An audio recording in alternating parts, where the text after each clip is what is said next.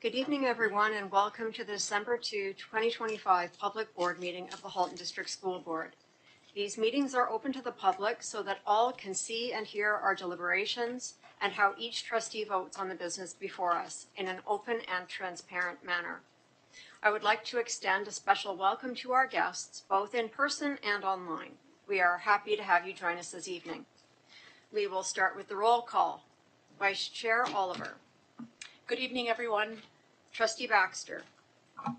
Good evening. Trustee Bryden. Good evening. Trustee Gray. Hello. Trustee Horn. Good evening, everyone. Trustee Rocha. Here. Trustee Woodenhorst. Good evening. Trustee Zhang. Good evening. Student Trustee Shu. Good evening. Thank you.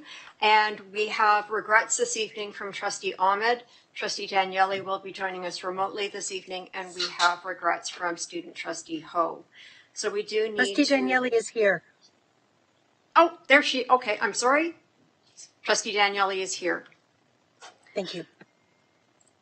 So we do need to have a motion for those who have sent regrets for this evening's meeting. So be it resolved that the board authorize the absences of Trustee Ahmed and Student Trustee Ho from the November 8, 2025 board meeting. Trustee Rocha, would you move this motion? No. Okay. Trustee Bryden, would you move this motion? Yes. Trustee Gray, would you second this motion? Yes, I would. Is there any discussion? I believe you announced the wrong date. You said November 8th. Oh, I'm sorry. It should be December the 2nd. You're right.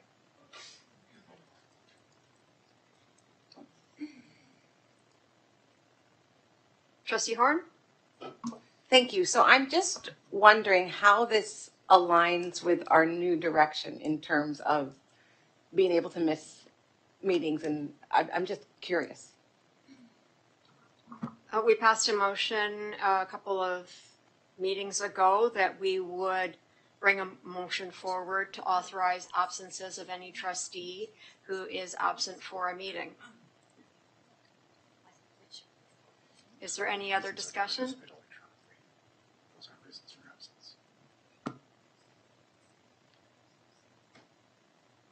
Seeing no other discussion, we will vote on the motion.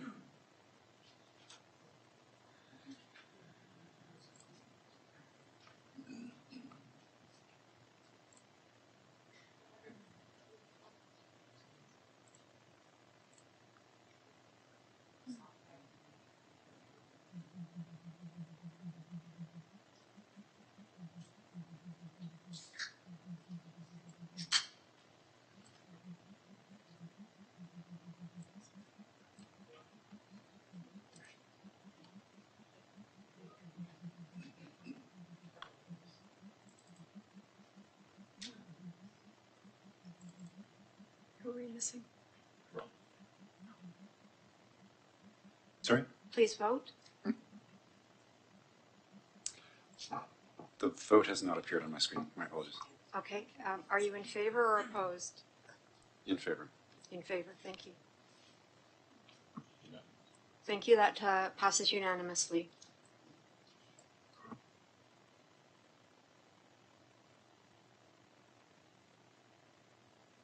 Director Ennis, please let us know which staff are in attendance this evening. Thank you so much, Chair Caller. Good evening, everyone. We have a full complement of staff here this evening to support the meeting. Thank you very much. Tonight, Trustee Horn will be honoring the land. Good evening. We begin by acknowledging the land and our responsibility to care for and respect all that provides us with life.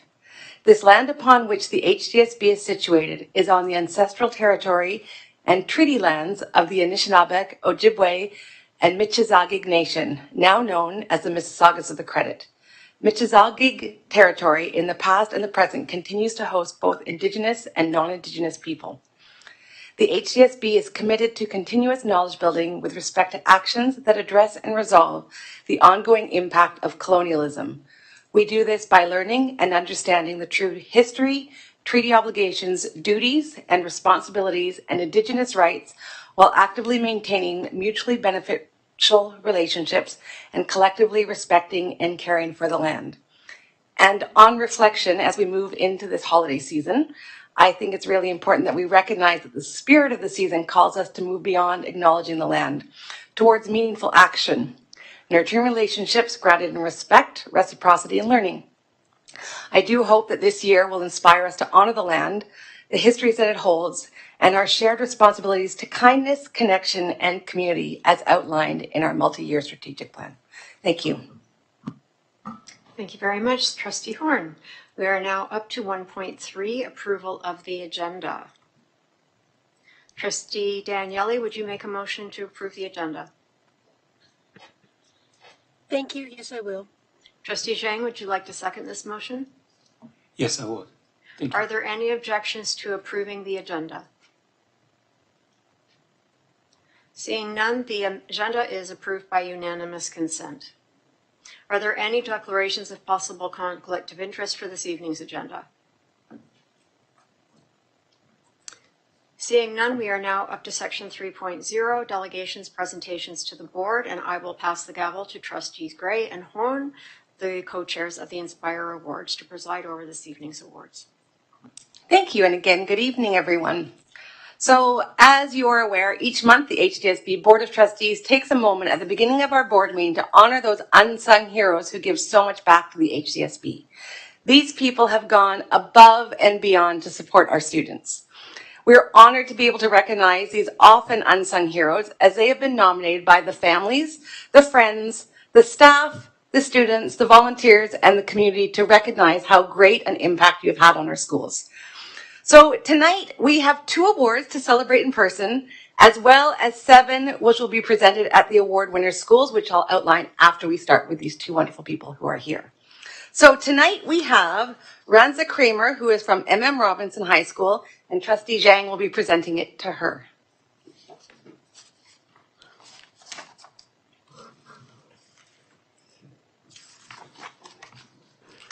Ranza, you have distinguished yourself by genuinely connecting with your students, utilizing their unique interests and hobbies to ignite a true passion for learning. Your holistic approach extends beyond the strict curriculum objectives, and you offer a professional yet personal guidance to ensure that every student feels valued. This method was particularly impactful for new grade 9 students, as you established a warm, respectful, and safe classroom environment. By fostering these personal connections, Ranza, you have inspired your class to go that extra mile academically while helping them navigate their changing world with confidence. The impact of your supporting teaching style is often transformative, significantly altering students' general outlook on school. You have a proven ability to turn disinterest into enthusiasm, prompting students to develop a burgeoning love for reading and creative writing, even if they previously disliked the subject. Your influence not only supports emotional well-being, but also can spark curiosity about future career pathways that students had not previously considered. Through your dedication, Ranza, you have acted as a catalyst for positive change, leaving a lasting impression on the lives of your students. Ranza, congratulations.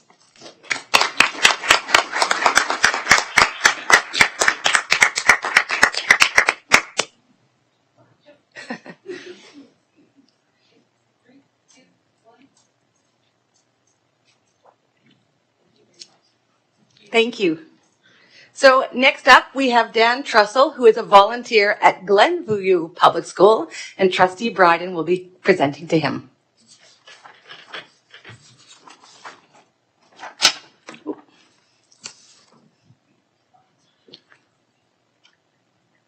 Dan, you have acted as a driving force behind Glenview Public Schools Parent Council, consistently demonstrating exceptional dedication, creativity, and heart.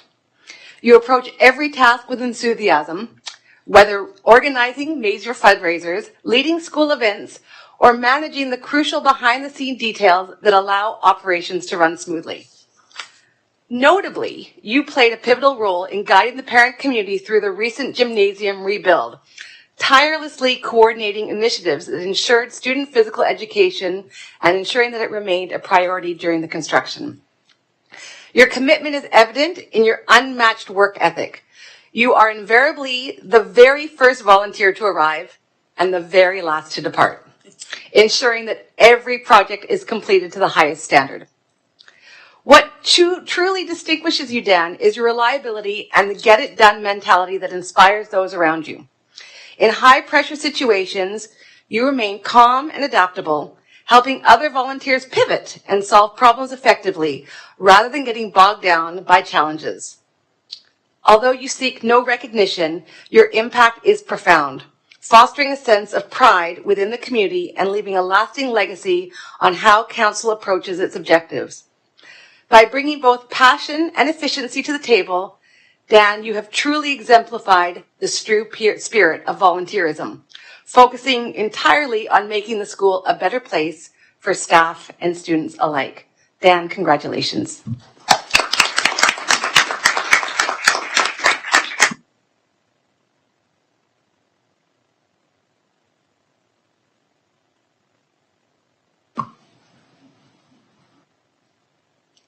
Thank you, Dan and Raza, for coming tonight.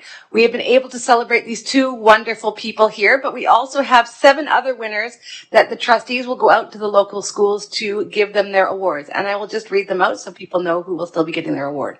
So we will have Crystal Ahuja from Pauline Johnson Public School, Nicole Brake from Clarksdale Public School, Janice Curie from Odenawi Public School, Albira Gianni from Odenawi Public School, Emily Alba Marshovicchio, hopefully I pronounced that right, from Odenawi Public School, Jay Poitras from Clarksdale Public School, and Jennifer Severin from Odenawi Public School.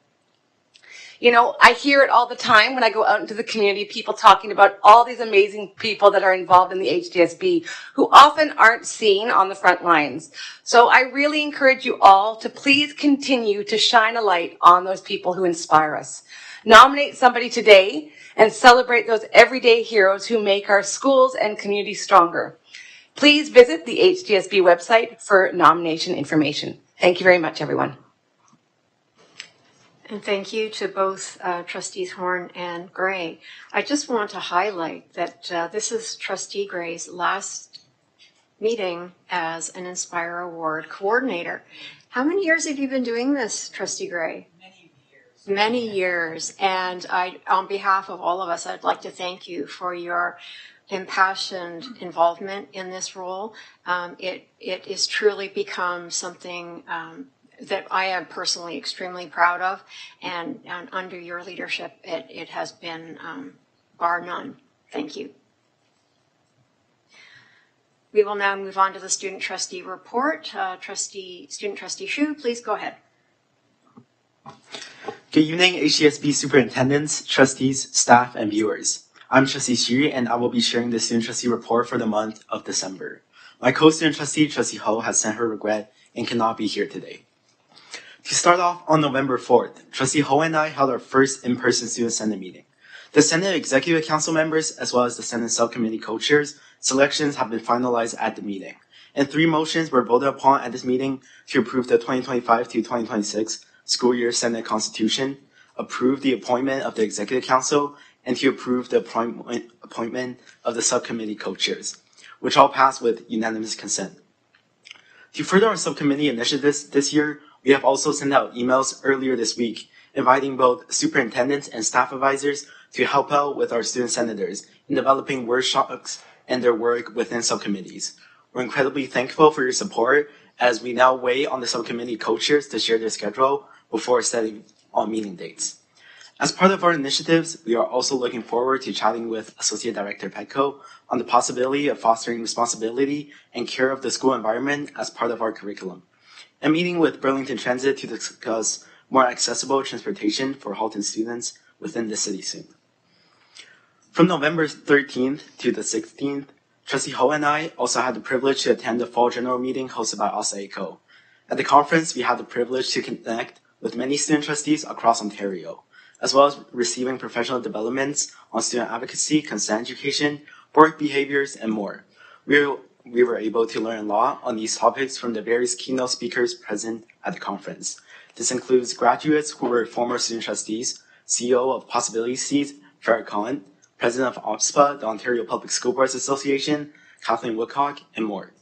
During the conference, I had the opportunity to connect with some student trustees from different boards as well to brainstorm what more could be done in ensuring a safe washroom environment for students, where some shared measures that their boards are taking, for instance, includes putting in place tear-proof signs that direct students to digitally report when washrooms are found to be in dissatisfactory conditions. We hope to compile all of the ideas that we received so far and have brainstormed to derive actionable recommendations and items in the upcoming Student Senate meeting this Wednesday. Finally, we would also like to highlight some of the amazing work from the student senators from their respective subcommittees. For the past month, despite being unable to meet with each other without a staff advisor, the subcommittees have nonetheless worked asynchronously to continue planning and carrying out initiatives for the Halton community. For the upcoming month, Trustee Ho and I look forward to connecting with our senators more through the upcoming Senate meeting, as well as the Junior Council meeting happening on December 11th, to continue pushing for advocacy and changes. Thank you. Thank you very much. Are there any questions for Student Trustee Hsu? Seeing none, thank you very much. It was a very comprehensive report. Once again, you guys always accomplish so much in 1 month, it's hard to believe that you're also students. We are now up to items under Section 4, our consent agenda. For approval, we have the Halton District School Board minutes, November 4 and November 18, 2025. And for receipt, we have the following information items. The approved minutes of the Committee of the Whole, September 16th, outstanding action items, board report schedule, policy and governance procedure review schedule, summary of school-generated funds, 2024 to 2025 annual statement of education development charges, 2024 to 2025 summary of trustee expenses, and the annual report from the Ombudsman's Office. And for correspondence to the board, we have a letter from the chair of the Simcoe County District School Board and a letter from the chair of the Lambton-Kent District School Board. Be it resolved that the board approve the consent agenda and receive the information items for December 2nd, 2025. Trustee Zhang, would you make a motion to approve the consent agenda? Yes, I will. Thank you. And Trustee Wovenhorst, would you second this motion? Yes, I will, thanks. Are there any items that need to be pulled for discussion?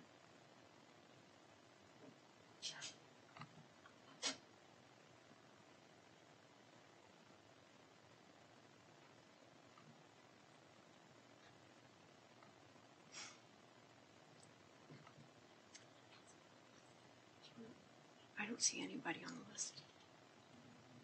Oh, there. Is she? Yeah. Okay. Go ahead, Trustee Rocha. Yes, through you, Chair. I'd like to pull the item 4.2.7, the summary of trustee expenses. Okay, go ahead.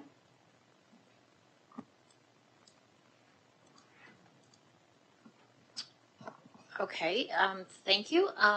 Through you, Chair. So in reviewing the report that was presented to us, there's a very healthy balance in the prior term reserve account. And myself and another trustee were debating two things. One, do we need all this money in this account, seeing as how we are facing a deficit and we need to work on that. So I had planned to bring a motion tonight to reduce the amount that's in the reserve account. But what I'd like to go on record is that perhaps we can add it to the agenda for the next Committee of the Whole to discuss some ideas as to how we can reduce the amount that's in the account, because personally, I feel there's way too much money in there. And we do have a fiduciary responsibility to look at our numbers and make wise decisions. So if there's money that we can give back to the board, I would like us to discuss that. So my request is then to be put on the agenda for It's committee of already the whole. there. Thank you. You're welcome. Are there any other items to be pulled? Seeing none, are there any objections to approving the remaining items in the consent agenda? Seeing none, the consent agenda is approved by unanimous consent. We are now up to Section 5, items for ratification action. Action items for December 2, 2025. 5.1.1, Striking Committee Report submitted by the Striking Committee, Report 25145. Be it resolved that the Board of Trustees approve the Striking Committee Report as outlined in Report 25145. Vice Chair Oliver, would you move this motion? I move the motion. Trustee Horn, will you second this motion? Yes, I will. Thank you. The report is before you, and all trustees had the opportunity to participate in the decisions regarding individual rules for this year. Is there any debate?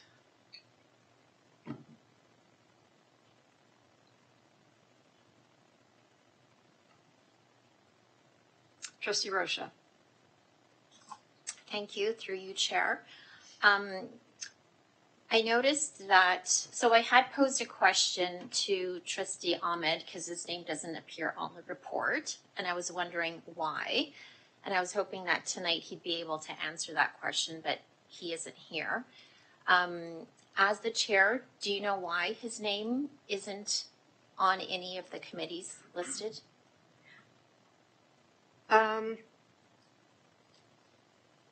How best to respond to this? It's a personal reason, and I would invite you to have a conversation with Trustee Ahmed about that. It's not something that I would want to discuss in public session. Are there any other questions regarding this report?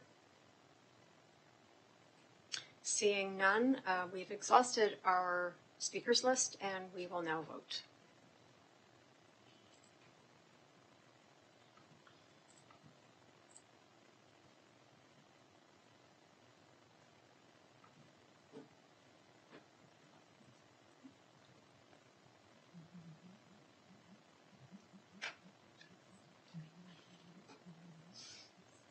Thank you very much. That passed unanimously. We will now move on to 5.1.2, Staffing Compliance Audit Report submitted by Trustee Daniele, Report 25130. Be it resolved that the Board of Trustees approve the appointment of Deloitte LLP to conduct the staffing compliance audit at a fee of $11,000, excluding applicable taxes. Trustee Daniele, would you move this motion? Thank you. Yes, I will. Trustee Bryden, would you second this motion? Yes, please. Trustee Daniele, would you like to speak to this report? The report is as written, and I before I do, my personal thanks to my trustees for allowing me to attend virtually as I am dealing with a sick child. The report is as written, but I suspect that Superintendent Ngoy, being in the room and the expert, would be more suitable to answer any questions. But I am here if there's anything I can answer. Okay, thank you very much, Trustee Daniele. Just looking to see if we have any speakers to this. Trustee Baxter. Thank you, through the chair. So I guess my question is directed to Superintendent Ngoy. This is a new process I interpret from the report. So I just wondered if you could give us an overview of what the purpose of the audit is, and will the audit committee and trustees see the final report that goes to the ministry when the audit is complete? Thank you. Thank you for the question, and through the chair. This is a mandated audit from the ministry. Select school boards are audited on a rotation basis for various employee groups. So this is for two particular employee groups that represent our EAs and principals and vice principals. And it's a compliance of the number of full-time equivalent staffing that is reported to the ministry, and it's used for the purpose of determining the cost, the funding, the top-up for the benefit plan, the ELHT insured benefit plan. So that's really the purpose for this audit. There is additional funding that was flowed to the boards that were selected for this. They are requesting the external auditor to complete additional procedures. And yes, of course, once it's completed, the report will be presented to the audit committee, and that package is also brought and shared with the trustees. Thank you. And seeing no other speakers, we can now proceed to vote.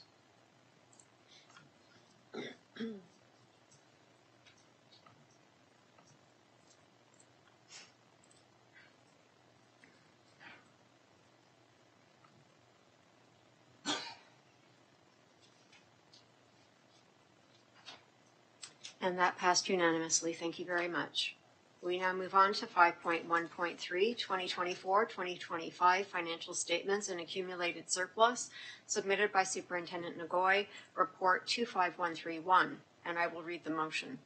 Be it resolved that the Board of Trustees authorize the 2024-2025 year-end surplus of $4,533,015 to be designated to the accumulated surplus category for non-designated surplus.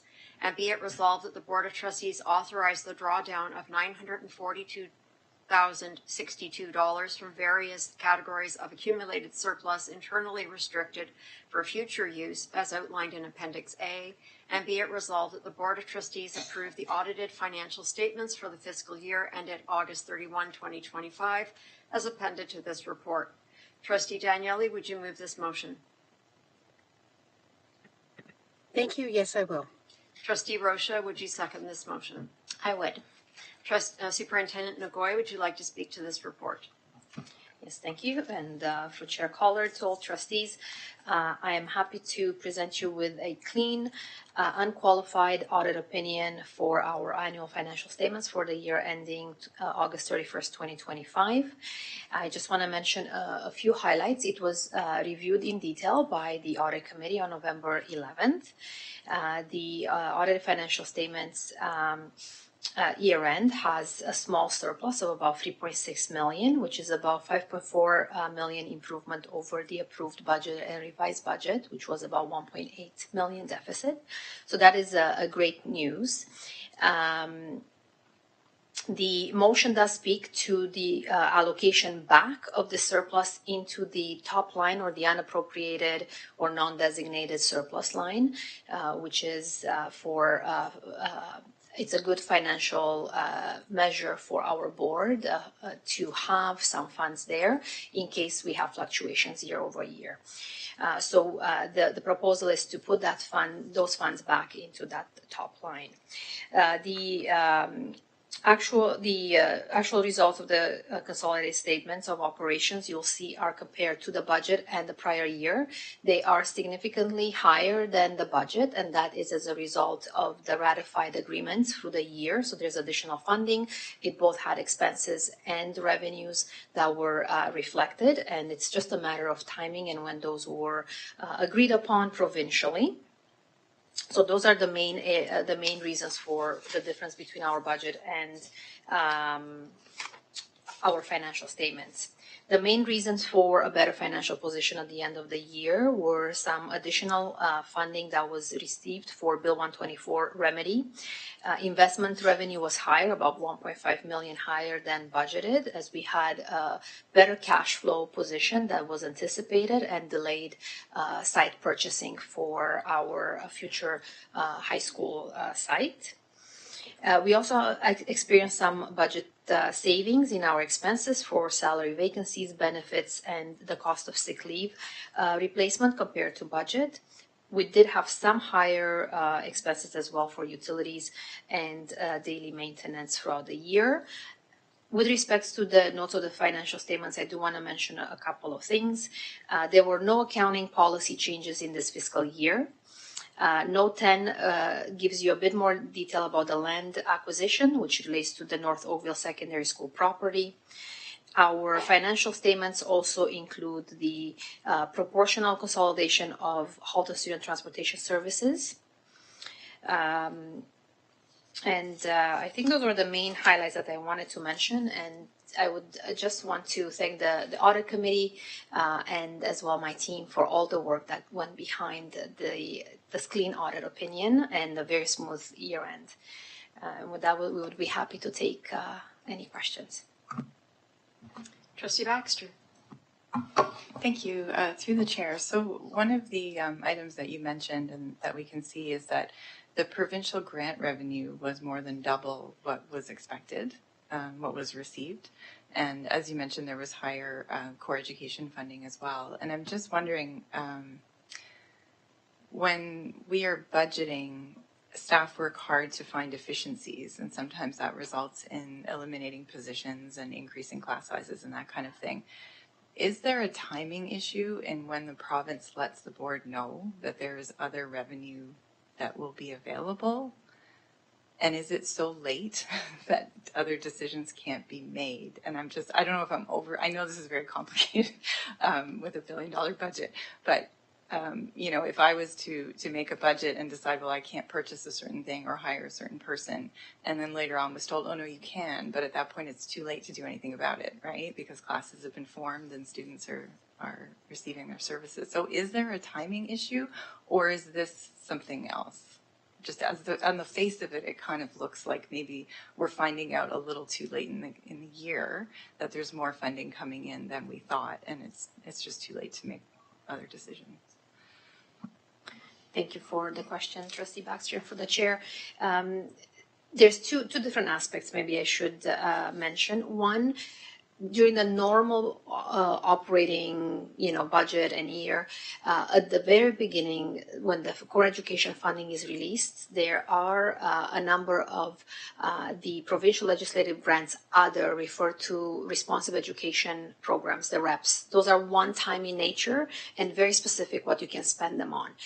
A portion of them are released upfront in the spring before the school year starts, with a little bit of information that there's others that are going to be released on a board-by-board level, but the overall provincial amount is this. So we do know that additional funding will be coming through the year for particular reasons, so we can sort of plan for when we do receive our allocation, what we want to do with those. That's the normal process for that particular one-time funding or annual funding. In this particular year, there was the Bill 124 remedy that is reflected there. When that came, so it's a large amount of money, that came with a retro payroll expectation. So really it shows in revenue and it shows in expense. So there was a retro payment to staff, in particular for principals and vice principals that ratified later than other groups. So in this particular case, again, it was very directed, so it didn't impact operations or decision making. And I see no other questions, so we can proceed to vote.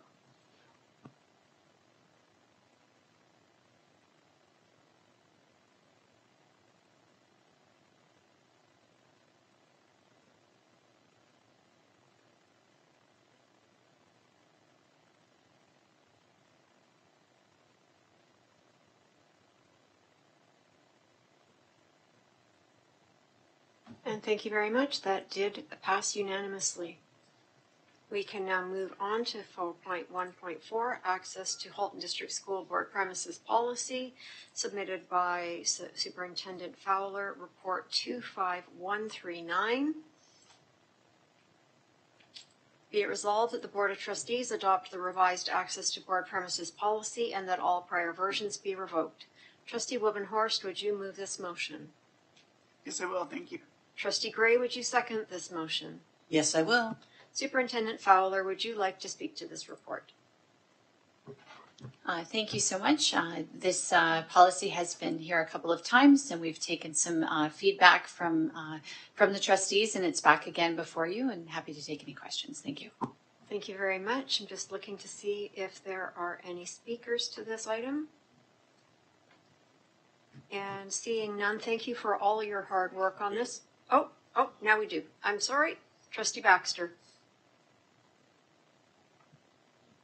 Thank you. Through the chair, I'm just looking at the conversation via the Q&A document, and it looks like there was a suggestion made by Trustee Rocha to add some language, and then I had made a suggestion around modifying some of the wording, but I don't think we have an updated policy, or what are we voting on? Are we voting on what's in the We're voting on what's in the package. Okay, so in that case, I would like to make a motion to defer the policy or to defer the vote to the next board meeting so that there's time to review any new language so that we're voting on the final product and then refer the policy to the committee, the governance committee, to review that language and then bring the final product to the next meeting in January. Manager Cohen? Thank you. Given that I was working with some trustees with respect to their suggestions, I figured it might help to provide a little bit of background around what the suggestions are, if that's helpful. So there were a couple of suggestions with respect to formatting and wording. So instead of access to Halton District School Board premises, it would be access to school board premises. So that's the deletion of Halton District to make the title shorter. I don't think that that's a big change. So, and in speaking with Superintendent Fowler, she thought that made perfect sense. And then the other pieces were around adding two statements under guiding principles. One was suggesting adding a statement with respect that would provide guidance with respect to secondary use. So that's in the instance of when our schools are being used for voting or community organizations, those sorts of things.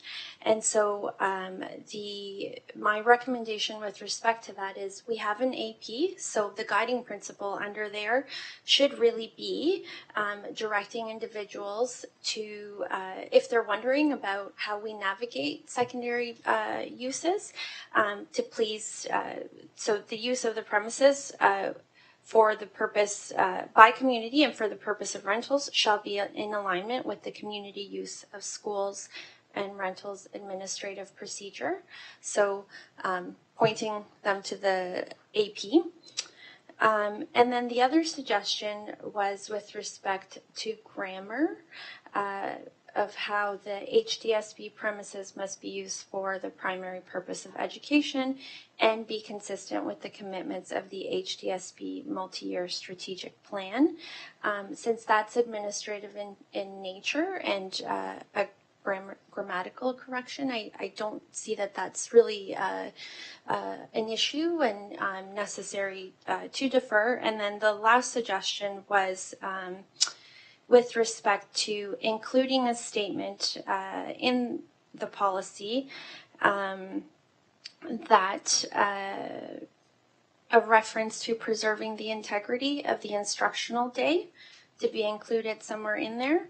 And my recommendation to that was that sounds largely consistent with the content that's already in the policy that mentions supporting a safe learning and working environment, the primary purpose being education, and the consistency with the commitments of the MYSP. So certainly the intent and the purpose it's trying to serve, it's certainly consistent with the wording that is in there.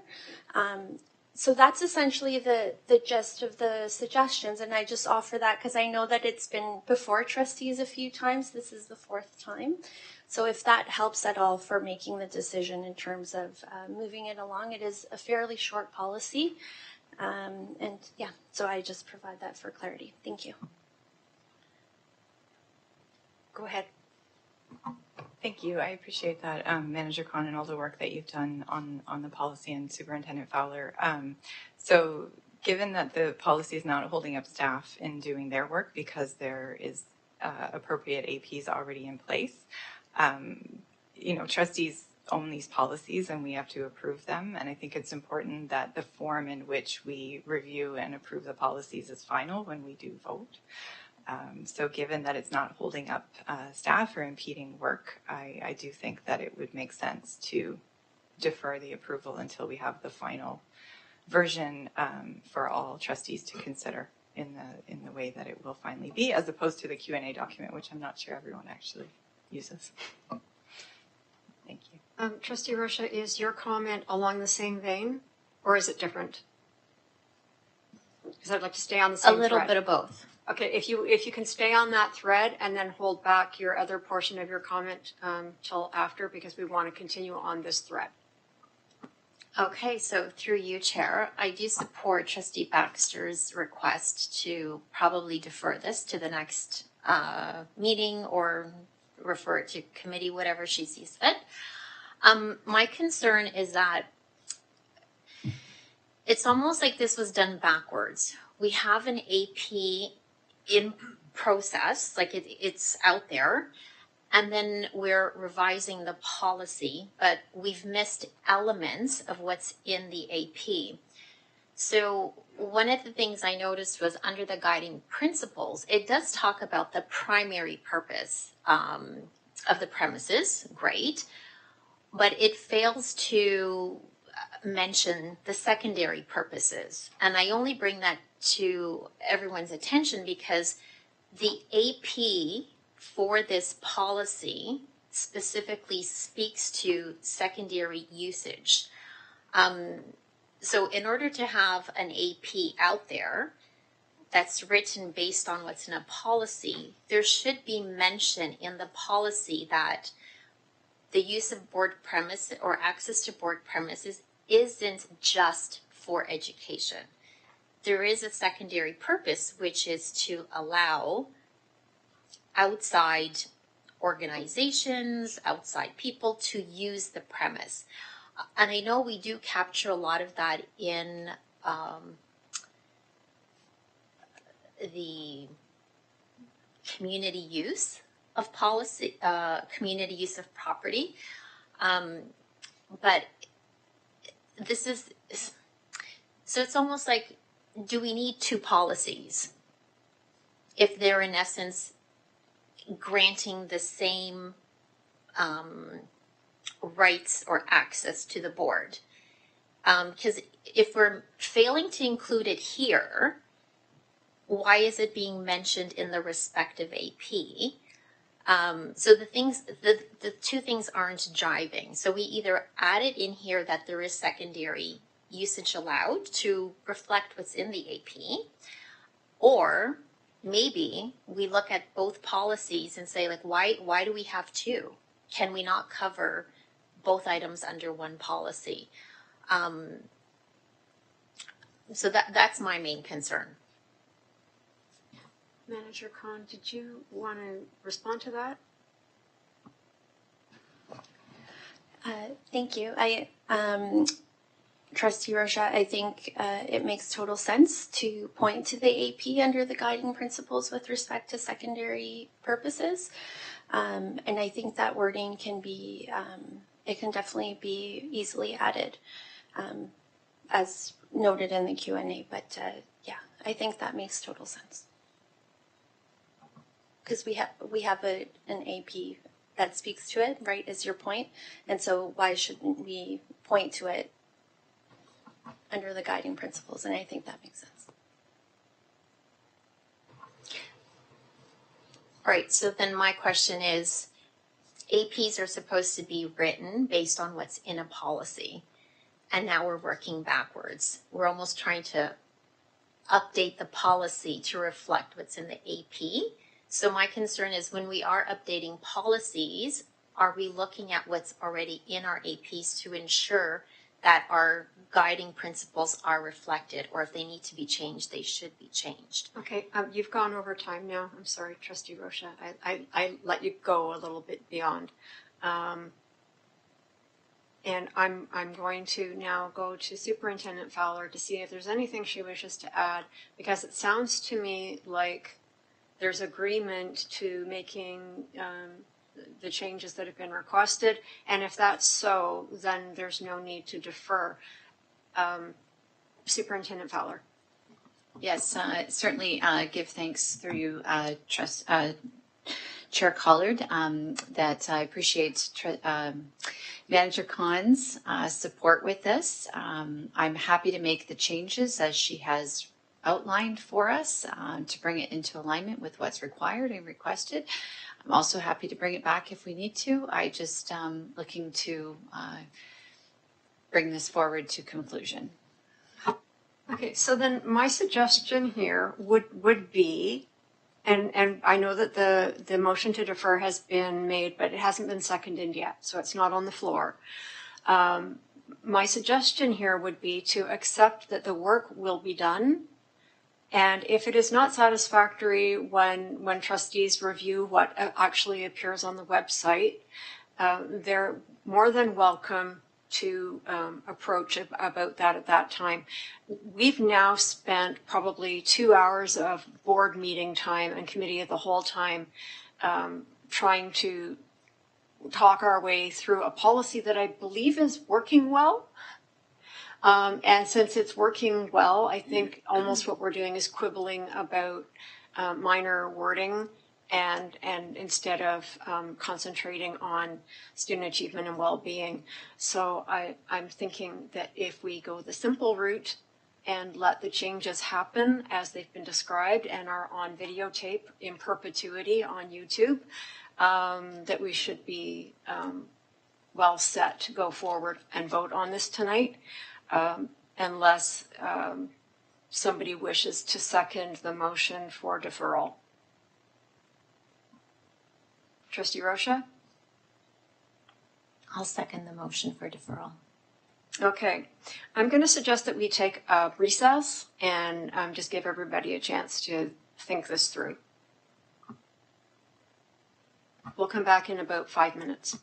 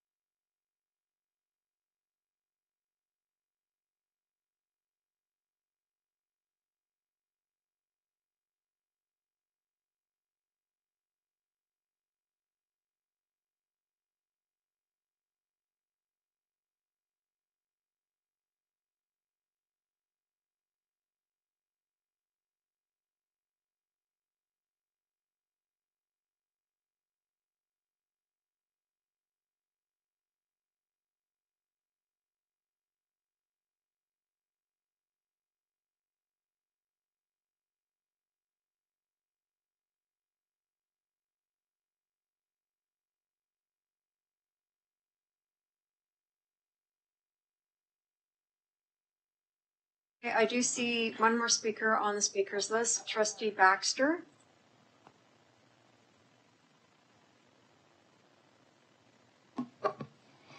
So, through the chair, Trustee Rocha was, I think, alluding to a policy that's not mentioned and some possible need for amalgamating policies. So we do have community planning and partnerships, which references, being good stewards of taxpayers' money by using our facilities for other purposes, in addition to the daily education. So I think there is another policy that speaks to the same themes as this one. So again, I do think that there's reason to look at the policy again and make sure that it's in the form that everyone's comfortable approving, as opposed to the idea of passing the incomplete one that we have in front of us and then looking at the website. I didn't actually quite understand what would happen then. So if the policy is modified from what we have in front of us and then it goes on the website, then I should bring a motion to board to modify it. I wasn't quite understanding the next step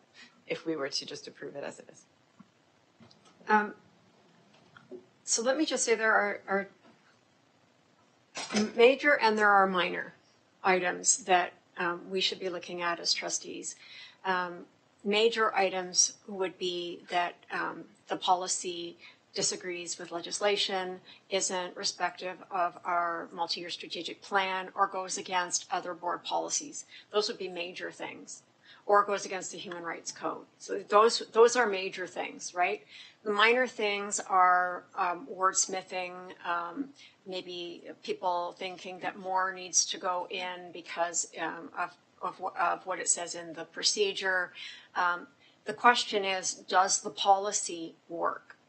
And the policy has been in place and worked for a very long time. And I know that in this latest review, putting it into the new format, it will continue to work because it has worked.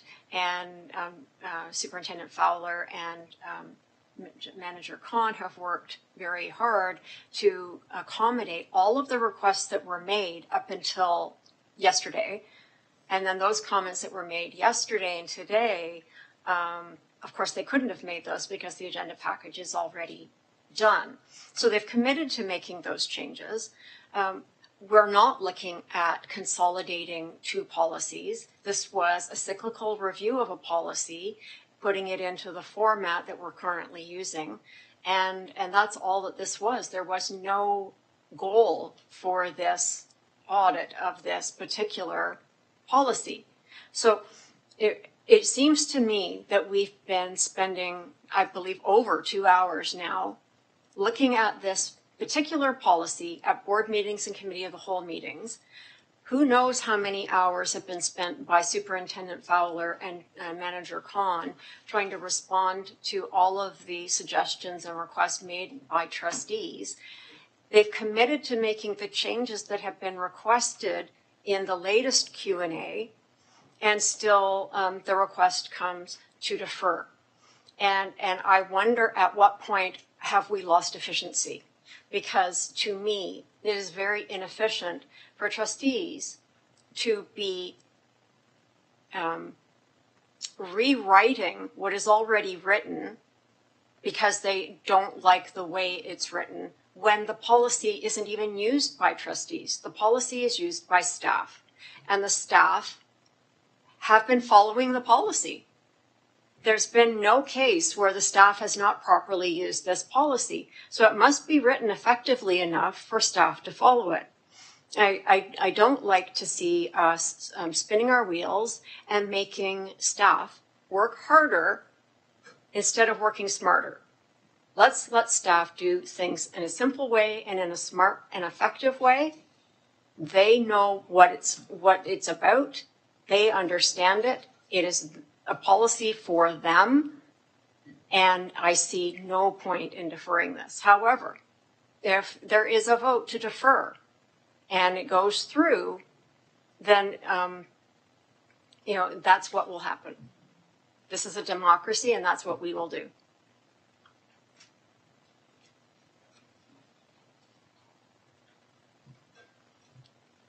Was there another question? Sorry, so through the chair, you had mentioned that if the policy is conflicting with another policy.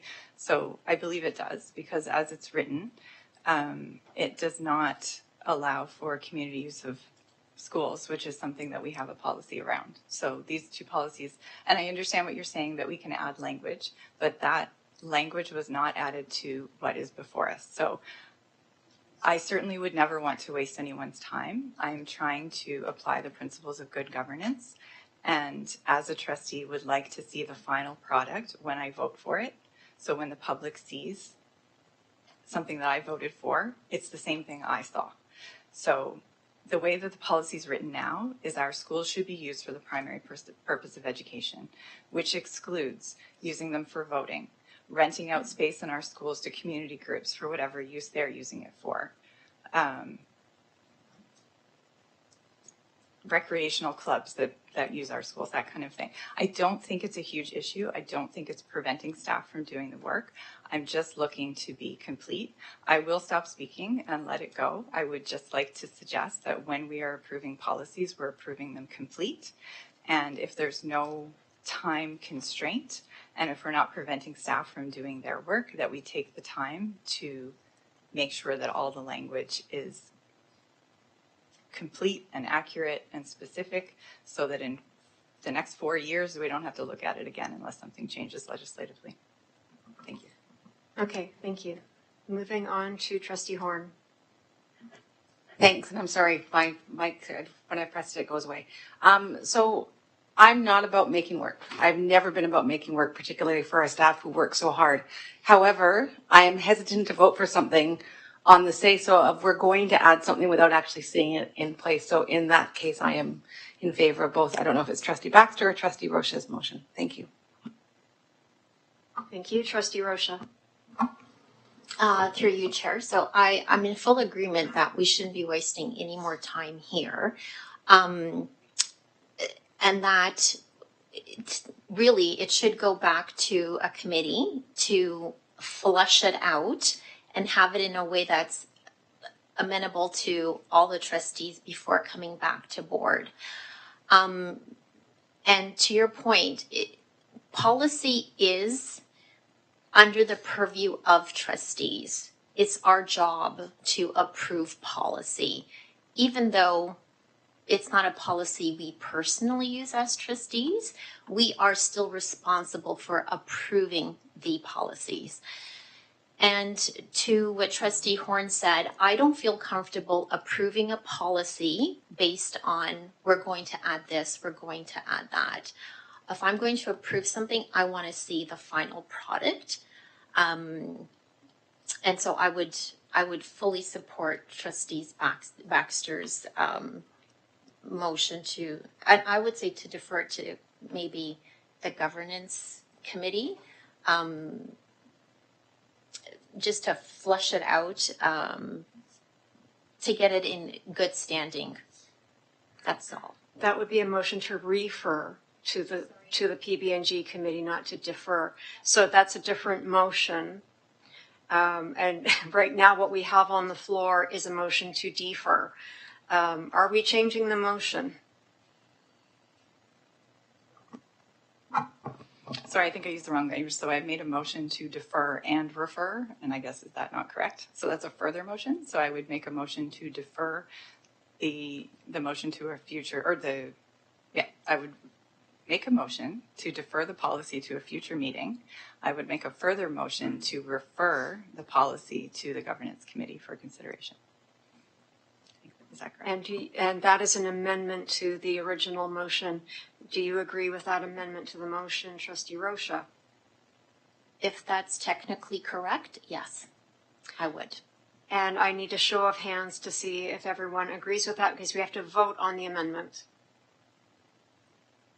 Okay, that passes. The amendment has passed. So now the motion is to defer the motion to another meeting and to refer the policy to the Policy Governance, Bylaw and Governance Committee for review. That is the motion that is before us. Trustee Zhang. Okay. You can do it before you do it. Yeah. I believe once a motion passed and that the policy passed and posted online, and we need to follow, everyone need to follow that. And if we want to make a amendment, then another motion will be presented at the board, or even we need to debate that in the committee. And that's waste time. So if we've identified those issues and we have concerns, we should do that at this time and just defer and make it right. So that's my comments. Thank you. Thank you. And Trustee Gray. Oh, okay. Okay, that exhausts our speakers. So now we will vote on the amendment, or not the amendment, the referral and deferral.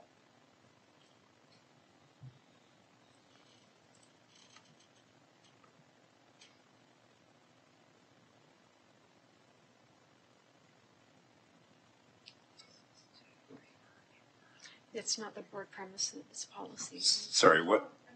Yeah. Yeah, what's on screen is not. Thank you.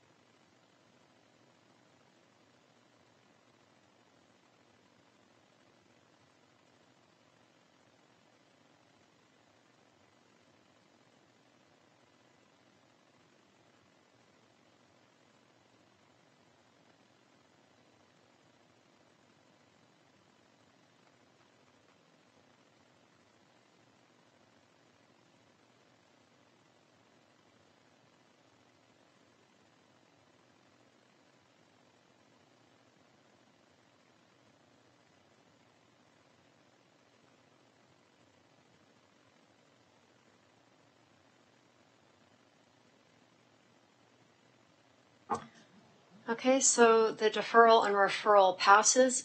Those voting. I need to know the names.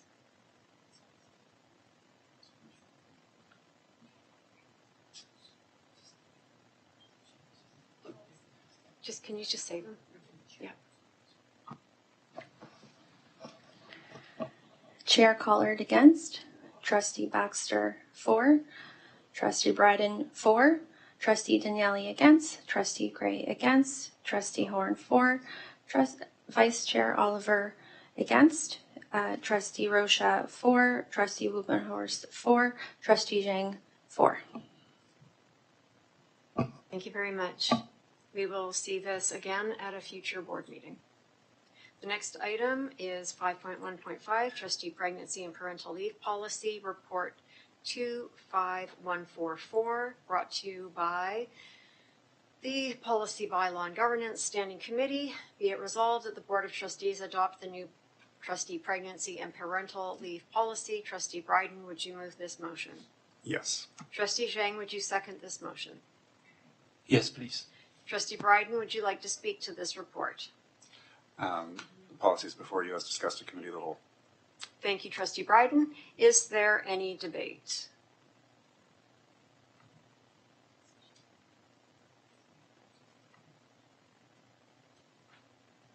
Seeing none, we can cast our votes.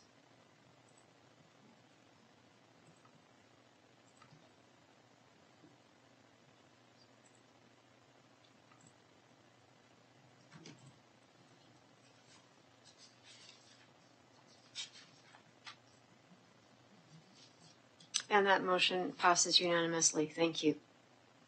We are now up to communication to the board, items for information, and I would like to move on to item 6.1.1, 2024-2025 Human Rights and Equity Report, submitted by Superintendent Coakwell, Report 25138. Superintendent Coakwell, would you like to speak to this report? Yes, thank you. Through the chair, please find the Human Rights and Equity Report summary for 24-25 school year. This is the second year this report has been presented. The report details the progress made towards its strategic goals, aligning with the Equity Inclusive Education Policy and PPM 119. I'm happy to take any questions. Are there any questions for Superintendent Coquell? Trustee Baxter. Thank you.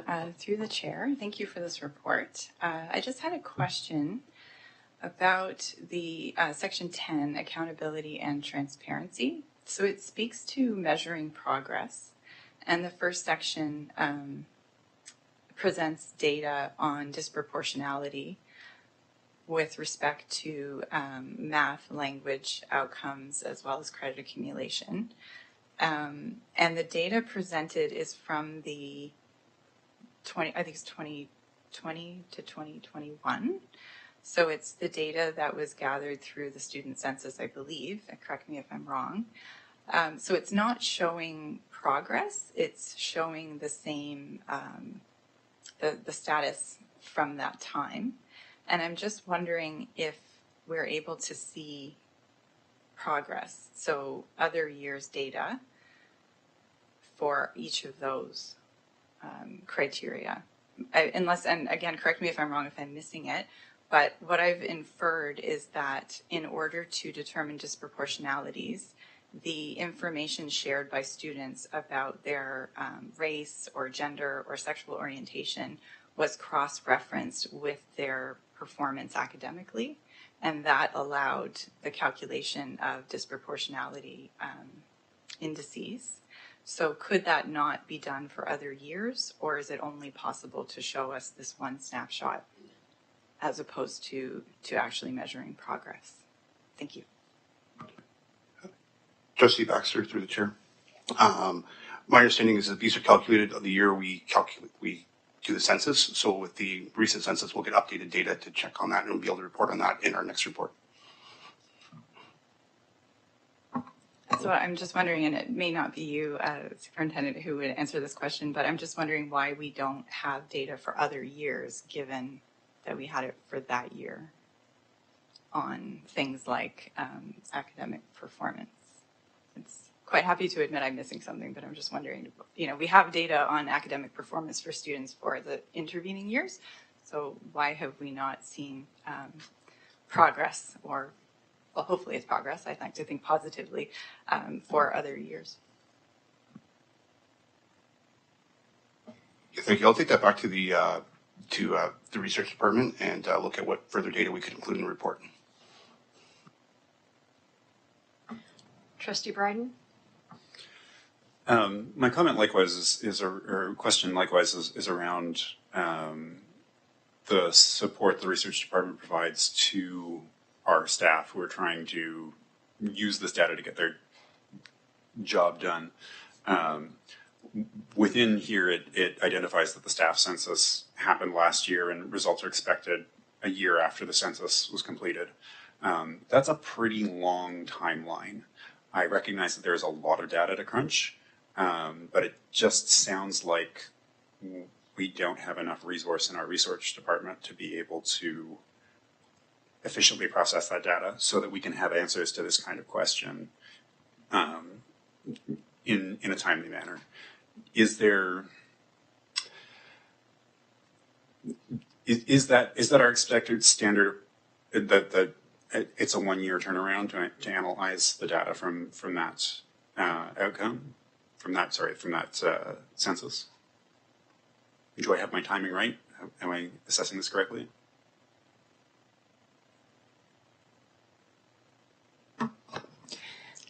Thank you, Trustee Bryden, for your question through the chair. I actually I don't know the answer to that. So, but point taken and noted, and I will get back to you on that after I discuss with the research department. What I do appreciate is that that you appreciate that it does take time and resources to do the work. So we do appreciate that you understand that. But I'll have to come back to you around your particular question.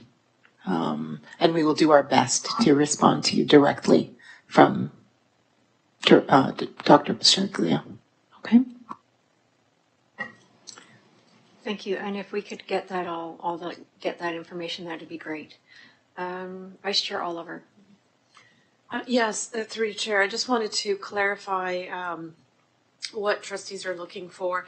So this is from what I understand, this is an annual report. And so we're looking at the most recent year of data available and comparing that to a benchmark. Are trustees interested in looking at trends, at looking, moving averages, that sort of thing? So not just the most recent year, but looking at doing some kind of trending. Okay. Thank you so much, Superintendent Copewell, for this very comprehensive report. I know this is your first report to board since you became a superintendent, and I was very pleased to see so much detail within it. Thank you very much, and wonderful, wonderful report to read. And I'm looking forward to the further information that will be coming to us. Thank you. Now we move on to item 6.2, the director's report, and the director has a number of items this evening, so I'm going to get him to go start right away on that. Thank you, Chair Collard. Good evening, everyone, and happy to share the director's annual report on the progress made across the Halton District School Board during the first year of the multi-year strategic plan, 24 to 28.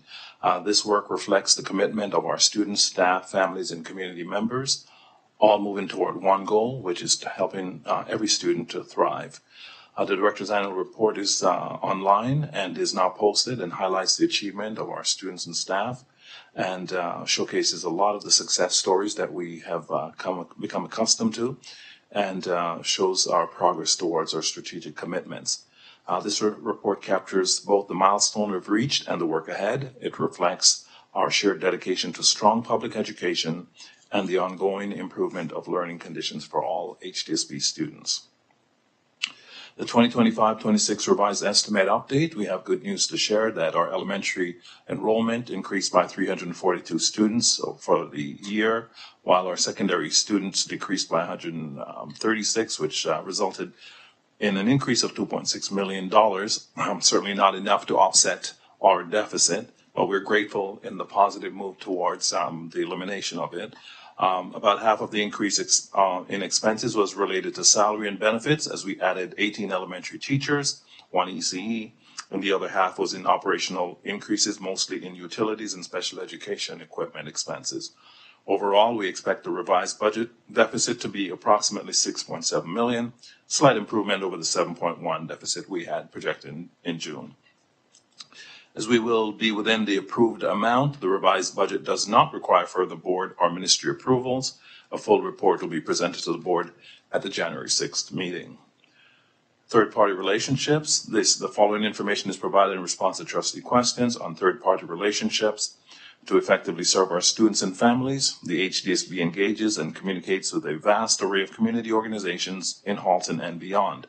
Serving a large student and staff population with various perspectives and experiences, staying connected to the broader community through third-party groups helps us to do that well. Engagement with community groups help us keep lines of communication open. It does not necessarily mean that the HDSB has a formal partnership with the group, nor does it mean that the HDSB endorses the organization's values or positions. If and when the HDSB establishes formal partnerships, those are brought forward openly and follow established procedures and policies. To support the commitments in the multi-year strategic plan, we aim to listen widely and to understand the realities of the people we serve. Sometimes that means speaking with groups whose perspectives differ from the board or from each other. But the important thing is that we listen. Maintaining that breadth of engagement demonstrates due diligence and ensures decisions are informed, balanced, and grounded in understanding the communities we serve. Ultimately, our responsibility is to create safe, supportive, and inclusive learning environments. To do that, we aim to hear from everyone, but determined direction based on the board's policy, our mandate as stewards of education, and always in the best interest of students. That remains unchanged. Parent Involvement Committee, congratulations to all who supported on November the 15th, our HDSB parents, guardians, and communities who attended the conference on Saturday, November the 15th at Elsie McGill Secondary School. I was not able to attend due to illness, but I heard all the great reports from the day. The theme for this year's event was Embrace, Engage, and Celebrate, Building Welcoming Communities Together. This year's conference featured none other than our very own Pardeep Singh Nagra, Human Rights Equity Advisor at the HSB, who shared stories and insights that encourage families and schools to celebrate strengths, nurture connections, and create welcoming spaces where every child can flourish. Attendees also participated in engaging and practical workshops on social media safety, teaching, learning in the age of AI, anxiety and mental health, and social safety, social safety. The annual PIC conference offered families an opportunity to engage in meaningful learning, discussions, and relationship building so that we can support the success of all students.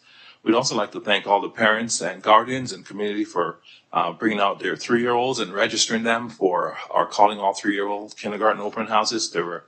We've seen very positive uptake, and so we're very happy about that. We've also seen very positive responses to our IP, AP, and iSTEM applications.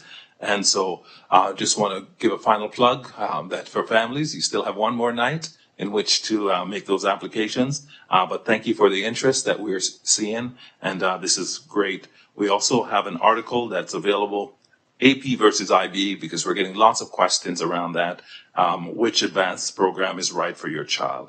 And so I hope that you take advantage of that opportunity. We also have some celebration of our students who have done individually very well. Evan Buds, grade 10 student at Dr. Frank J. Hayden, earned top national and international honors for his innovative science project, a bionic turtle robot. Evan won first prize at the Canada-wide Science Fair.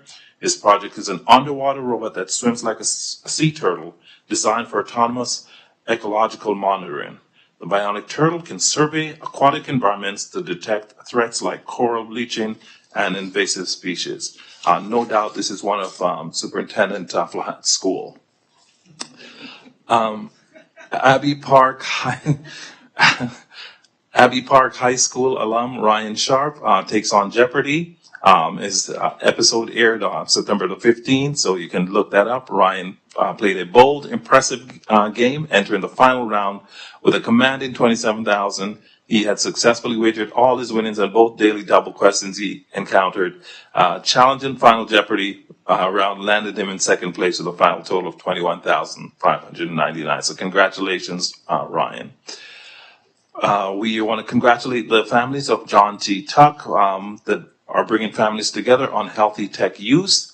And they have launched a Connected Community Collective, which is bringing families and students and children together to balance screens and social media time.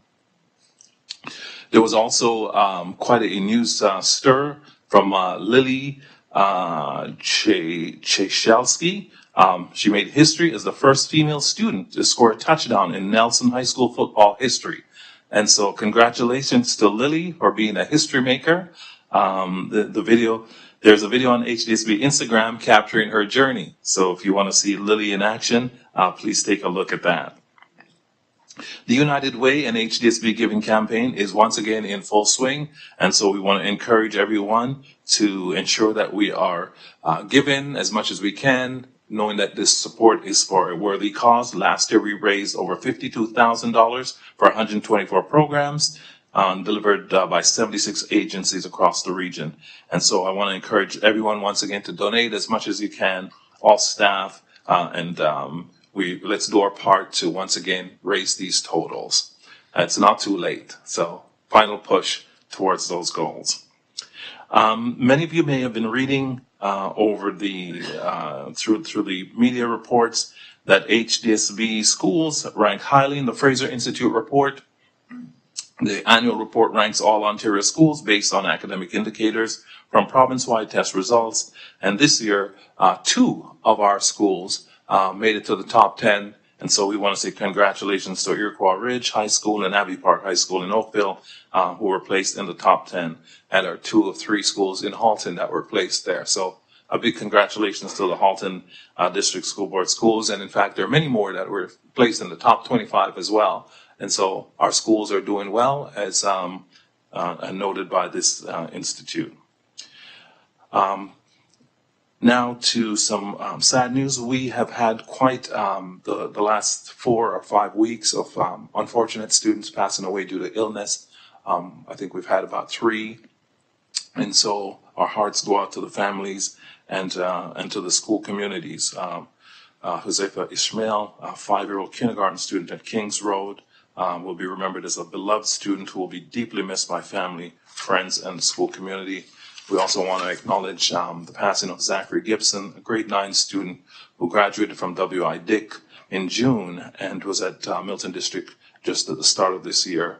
He will be remembered for his courage, his kind, easygoing, calm, and humble nature, and he'll be deeply missed by family, friends, and the hockey team and 2 school communities. If you would be kind enough to join me in a moment of silence for these 2 students.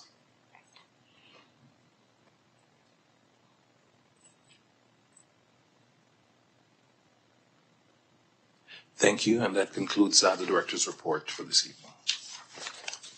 Are there any questions regarding the director's report? If you have any questions or comments, please use the parent item since there are 10 sub-items. It's much easier for me to check from the parent item, which is director's report. 6.2.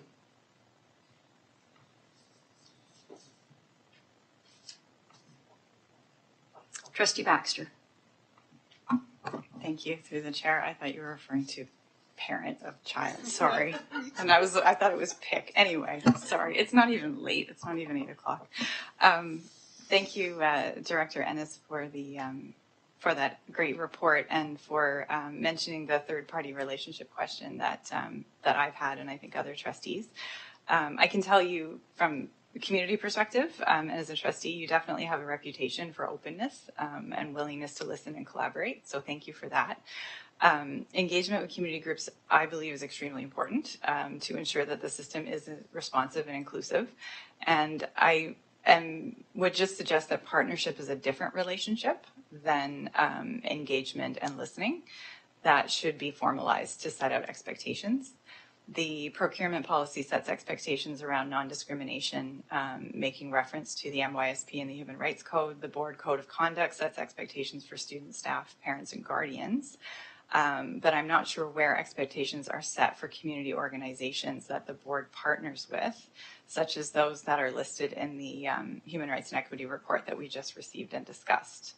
So we do appear to have, a category or a characterization of certain community organizations or groups as partners, but I'm concerned that we have seen some instances in which there is that awareness of them as a partner. However, there's some concern around some expression and misalignment between their advocacy in the community and what this board values and stands for. So if there are no expectations in place for community partners, I'm wondering if the board is better in terms of respect to risk, not to refer to them as partners, but simply as voices that are heard in consultation on a range of issues. And then I'm wondering if we have gotten to this point because of the recently approved current risk appetite statement for equity and inclusion, and perhaps we need to go back and take a look at that. Thank you. Do you care to respond to that? No, thank you, Trustee Baxter. Certainly we value, as you say, voices, and oftentimes there are misunderstandings around the types of relationships that we have with various organizations. Some are very formalized through, memorandums of understandings, and some are not. And some are simply engaging to listen and to hear perspectives and to value input so that we can move towards, success for all our students. And so terms are used interchangeably sometimes, unfortunately, and leads to confusion.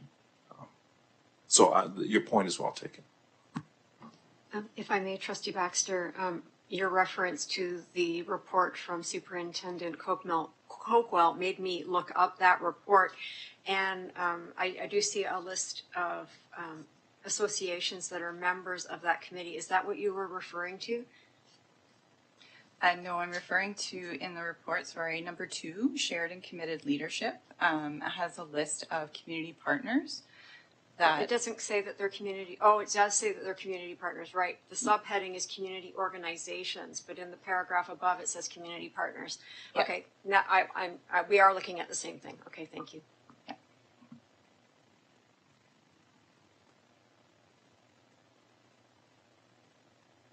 Looking to see if there are other questions on this. I have to get back into the right screen. Trustee Rocha. Through you, Chair, to the Director. My question is more one of clarification. Because we are using terms interchangeably and now I'm confused. What do we call a relationship that we have where there is an MOU in place? What would you call that relationship? And what would you call a relationship with an organization where we may seek their opinion, but there's no written contract? We're not officially, legally in cahoots. So what are the terms that we should be using to perhaps lessen the confusion? Thank you. Thank you for the question. I'm going to ask Superintendent Flahad if you could shed some clarity on this. Thank you. Through the chair to Trustee Rocha. So our third-party agreements administrative procedure really outlines what the memorandum of understanding is. So the MOU is not a partnership. We have obligations when we're doing a partnership with an organization, and so there's usually contractual obligations. It's a long-term relationship between two legal entities based on similar ethical, philosophical goals. The partnership is essentially cooperative exchange of human, intellectual, or material resources, which is formally acknowledged. The MOUs are typically it's an agreement with two or more parties, but unlike a contract, MOU should not contain legally enforceable promises. And so that's really the big difference, essentially, between those types of relationships that we have. We have a number of MOUs, memorandums of understanding, and as a superintendent of community partnerships, that is the premise that we function under. The idea of partnerships or contractual obligations, this would be under Superintendent Ngoy and, of course, our director to sign on contracts that bind our boards legally. And so the memorandum of understandings do not bind our boards legally. It's simply a relationship that is formalized identifying what is required by those organizations, including alignment with our work and alignment to our multi-year strategic plan. And your other question with regards to associations, perhaps, I do appreciate sometimes that the words partnership is used a lot. And I think that that's a societal word that typically would suggest that we have some sort of a collegial relationship, because it's just used as language. And yes, we probably, the whole world should kind of be careful in terms of, using that term, because those terms would tend to suggest that we're bound legally if we're partners. But that word is used also in a very informal way at times to suggest that we have a relationship together with organizations, because there's numerous organizations that are community organizations that they engage with us. And I think it's in our best interest as a system to consistently listen, hear, engage. And as Director Ennis suggested a little while ago, there are times when we don't have a formal agreement with them, and there is no binding connection to those organizations. They simply want us to hear their voices at times, or sometimes they may have a different viewpoint for us to bring. And so we could certainly better understand our community. And that's why we engage with them, is to better understand and hear the voices of the community. It doesn't mean that we have to align or agree with all of their philosophical goals and ideas, but it's important as a system in order for us to engage and ensure that our students have the very best environment for learning, that we engage and understand our community and what's going on in the community.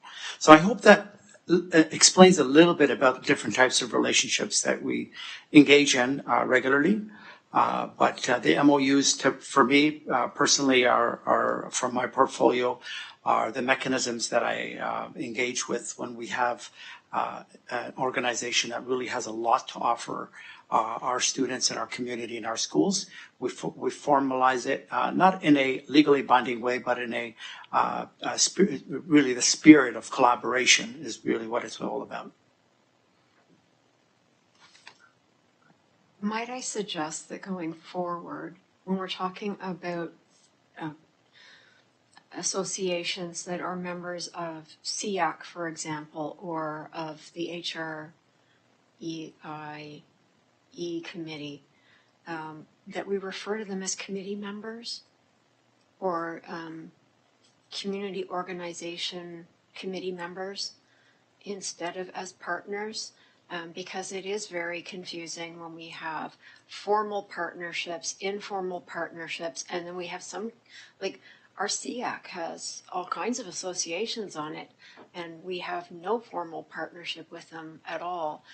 Other associations, I know we do have more formalized or quasi-formal relationships, and it would be really good for us to, when we're speaking about committee members, to delineate that in our reporting. I think it would clean up the language quite a bit because my head is spinning a little bit right now. Keeping up with the MOU and the partnership and then the loosely used partnership, and it's too many. Let's keep it simple.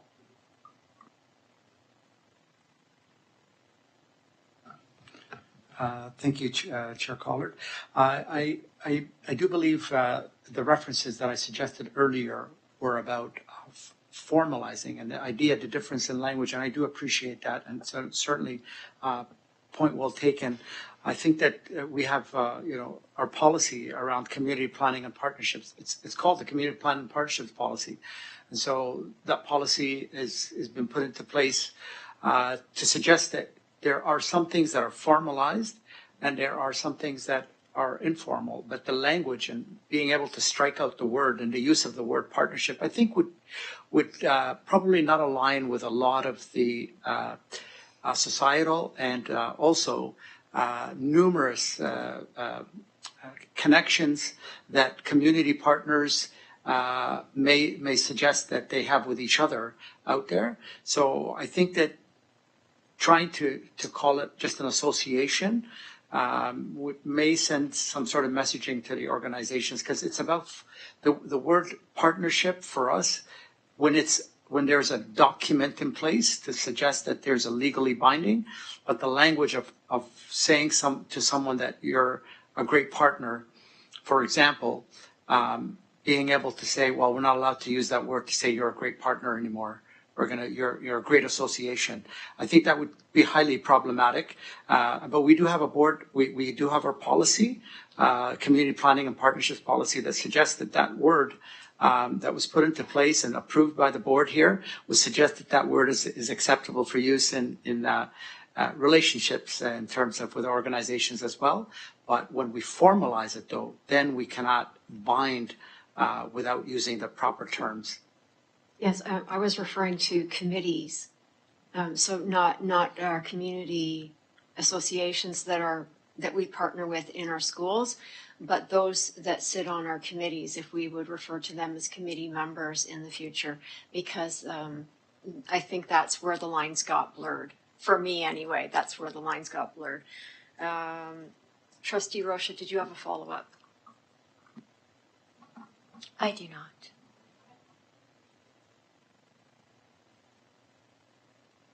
Trustee Baxter.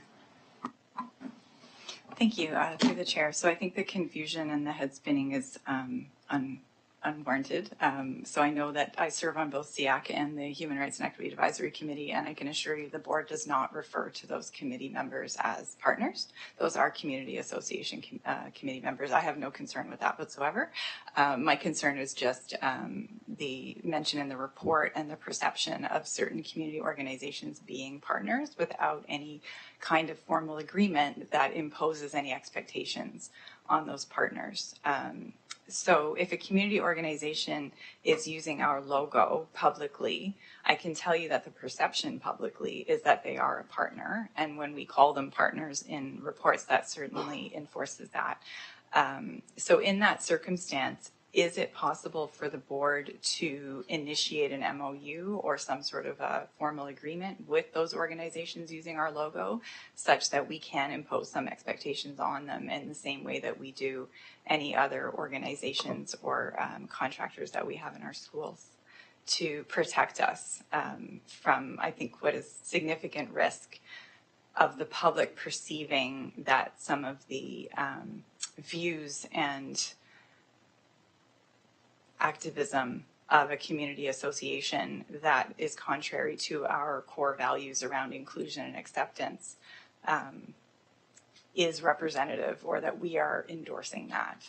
So I'm kind of looking for either could we disallow using our logo and implying a partnership, or if that's not something we can do, could we just impose or work on some sort of a legal, or I don't know, MOU is not legal, but some sort of an agreement so that we can come to ensure, because I think it's important that the public and our families feel that we are acting on our values and that we are working in such a way that we are supporting and endorsing and partnering with organizations that support the values that the board holds in order for all students to feel accepted.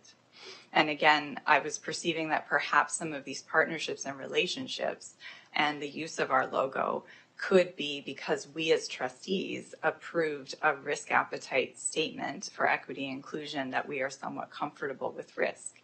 Whereas I feel that, and this is why I was suggesting perhaps we need a conversation, is for trustees to go back and say, is that really accurate in practice? Are we somewhat comfortable with risk in the area of discrimination and inclusion? Thank you. Thank you, Trustee Baxter. Certainly, I would say that we need to be judicious in how we engage in formal partnerships and relationships with community organizations. Certainly, the more formal the relationship, the more difficult it is to sever ties, should there be disagreements about our alignment of values.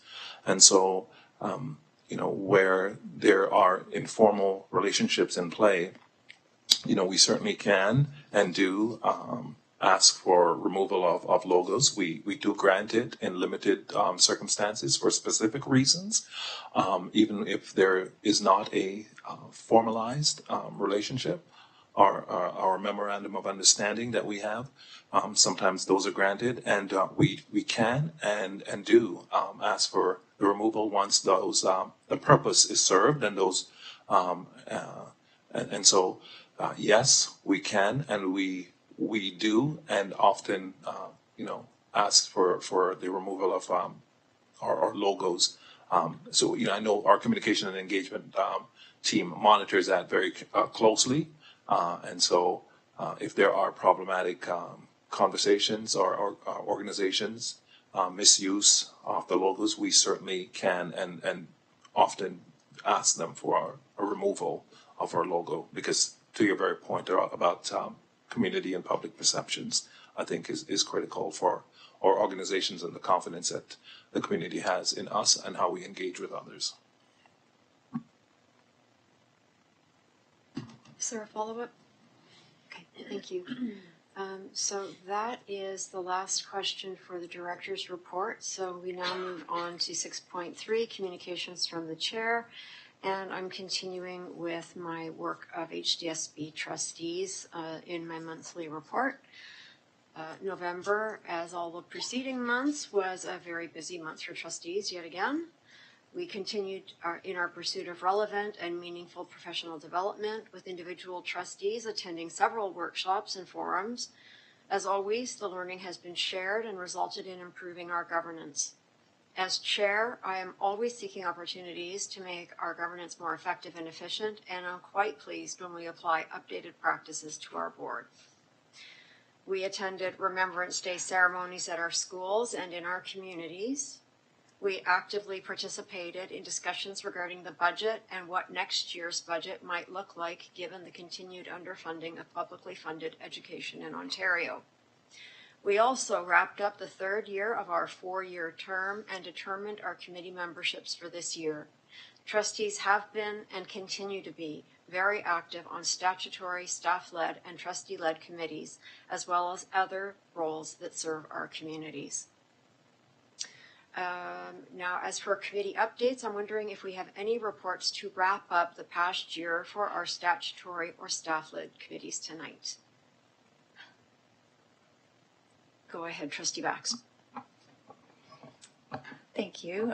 Through the chair, I just start with the Special Education Advisory Committee, SEAC. In October, the committee welcomed Superintendent Ngoy for a fantastic presentation and overview of the next year's budget planning process and the considerations going into that. At our last committee meeting, members had an opportunity to provide their perspectives and input. There will be further discussion and consultation at next week's meeting, our last meeting of this calendar year. We've also had presentations this fall from some amazing staff that lead 2 of our community pathways programs in our high schools that I would encourage trustees, when you have a moment, to view the video recordings of the meeting. Scroll past any part I'm talking, you don't want to see that, but watch the staff presentations, because they're a great way to learn more about how the CPP programs support student development, integration, and inclusion in their larger high school communities. They're really great programs that they're running. Can I just move on to the next committee, even though it's staff-led? So I don't have anything specific to report from accessibility, but the Human Rights and Equity Advisory Committee, which I'm very pleased, thank you to everyone for passing the motion to continue to serve as a trustee representative on that committee, met last week. There was continued work on updating the terms of reference, and also a presentation from Assistant Principal Shalita Walker on the implementation of the new anti-hate protocol. And now, as I said, since the motion is passed formally, I'm very excited and happy to formally welcome Trustee Oberhorst to SEAC as the other primary trustee on that committee, and also pleased to pass on the torch of primary trustee member to the Accessibility Committee. So, welcome and thank you. Thank you very much for that report. Does anyone else have a wrap-up report to make for any of the committees they served on in the past year? Trustee Sheng. Okay, I'll do an update about from the PIC, and director's report already covered a lot about the PIC conference. Thank you, Director Ennis. And other than that, in November, we had a PIC regular meeting. In that meeting, we have our member, long-term member, Sherry White, did a presentation about the responsibility of the PIC. I believe this presentation is very helpful for the community, and for community, people can understand what we are doing in this community, and also help the future potential applicant who want to join the community. Because you need to understand our responsibility, then you can join us. And yeah, thank you. Thank you very much, Trustee Zhang. Anyone else? Okay, moving on to our item 6.5, OPSPA update. Trustees Gray and Daniele, the floor is yours. Thank you. I think Trustee Daniele is wishing to speak to this tonight. Thank you. Okay, thank you. I'm going to try to condense many hours of work over the last week and a half into a very short, concise report. We had a Board of Directors meeting, an executive and a Board of Directors meeting that was primarily focused around the governance refresh. A motion has gone forward, which will go to the voting membership. On December 18th, Trustee Gray is the voting delegate for Halton District School Board on that vote, and so any input would be through her.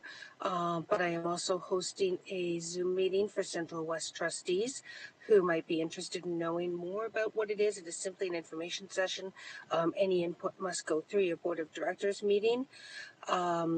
After the Board of Exec on Saturday and Board of Directors on Sunday, the following Monday was Advocacy Day, where we were very well greeted by a number of our MPPs.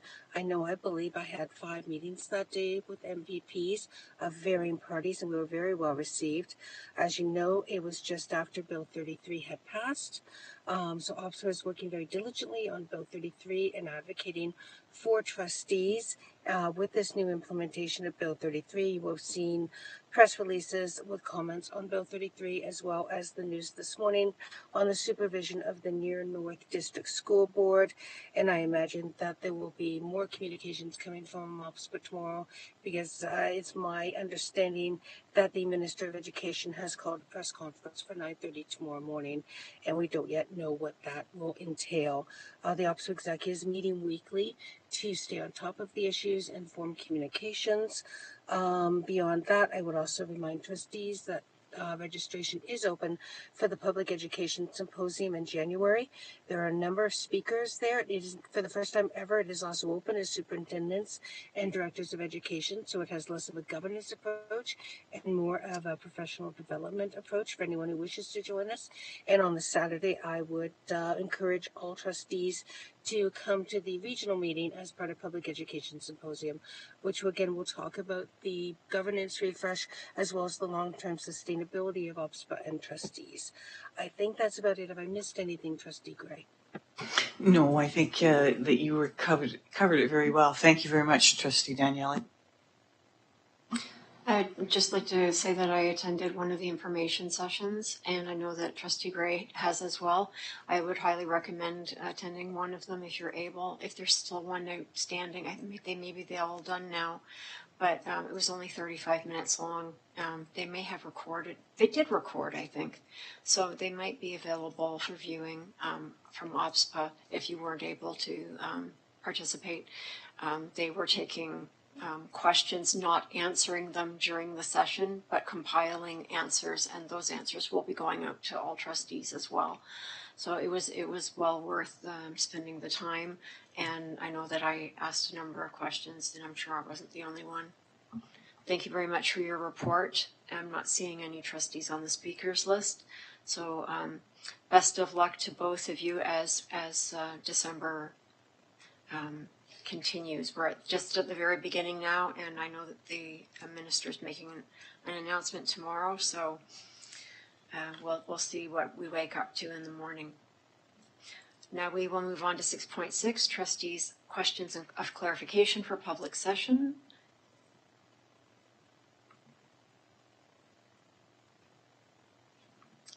Trustee Rocha? Yes, through you, Chair. I have 2 questions. It's pertaining to the striking committee report. So my first question is more of a request, and the request is that whichever superintendent is the lead on the respective committee to invite the new trustee to the meeting, so that way we're up to speed as to where we're supposed to be on which date.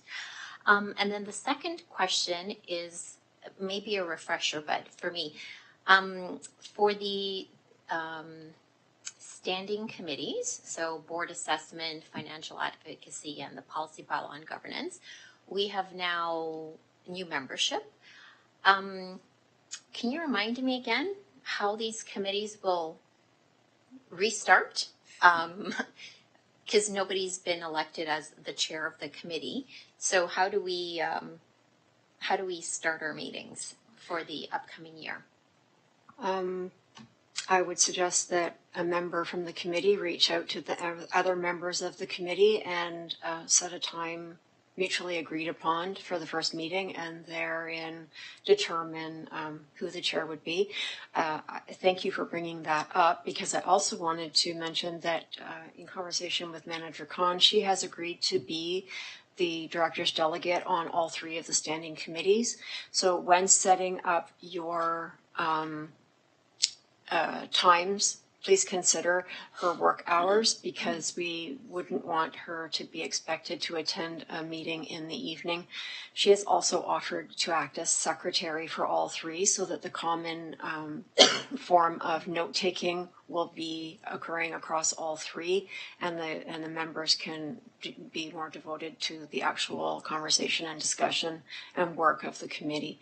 So very much thanks to Manager Khan for that offer, and hopefully everyone will, actually I'm on two of the standing committees, so I'll send out indications of when people might be available for those ones, and Robbie has just indicated that he will do the same for policy, bylaw, and governance. So look in your inboxes in the next couple of days.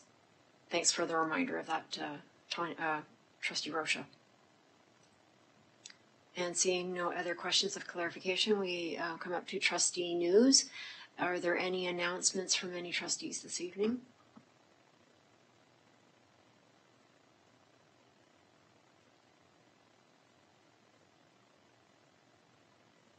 And seeing none, we will need a motion to move into private session. Trustee Zhang, would you move a motion to go into committee of the whole private session respecting property matters? Yes, please. Thank you. Trustee Daniele, would you like to second this motion? Yes, I would. Thank you. This meeting is not open to the public pursuant to Education Act 27072. Are there any objections to moving into private session? Seeing none, the motion is passed by unanimous consent, and we are now in private session. Vice Chair Oliver, the floor is yours. Thank you very much. Let's take a 5-minute break.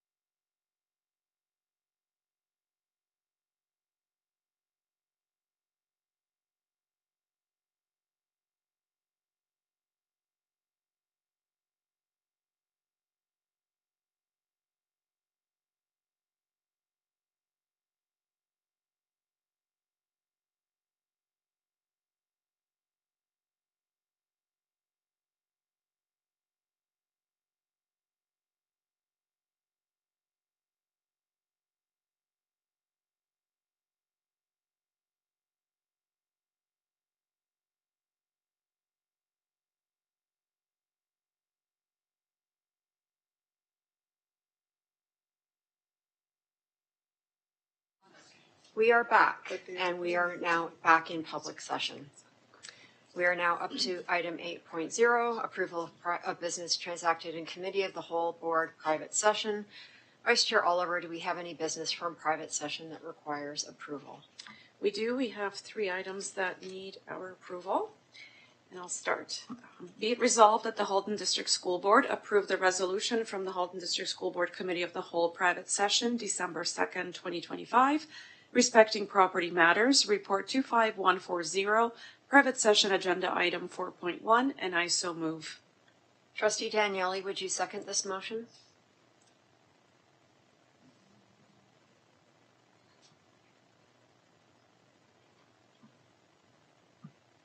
Trustee Daniele?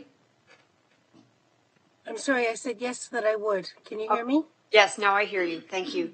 Is there any Okay, thank you. debate? Seeing none, please cast your votes.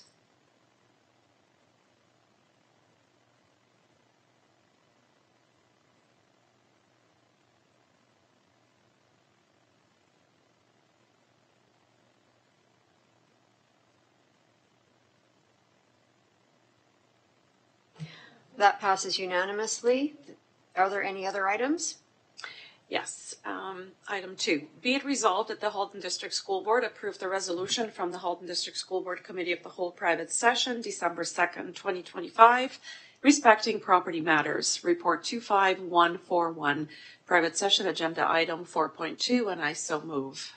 Trustee Webenhorst, would you second this motion? Yes, I will. Thanks. Is there any debate?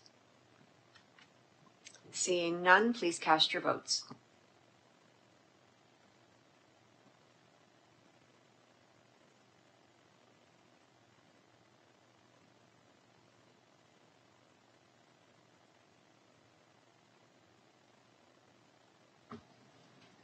That passes unanimously. Thank you. And I believe you said there was a third item? Yes. Be it resolved that the Halton District School Board approve the resolution from the Halton District School Board Committee of the Whole private session, December 2nd, 2025, respecting property matters, report 25142, private session agenda item 4.3, and I so move.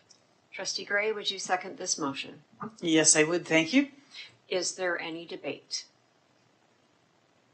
Seeing none, please cast your votes.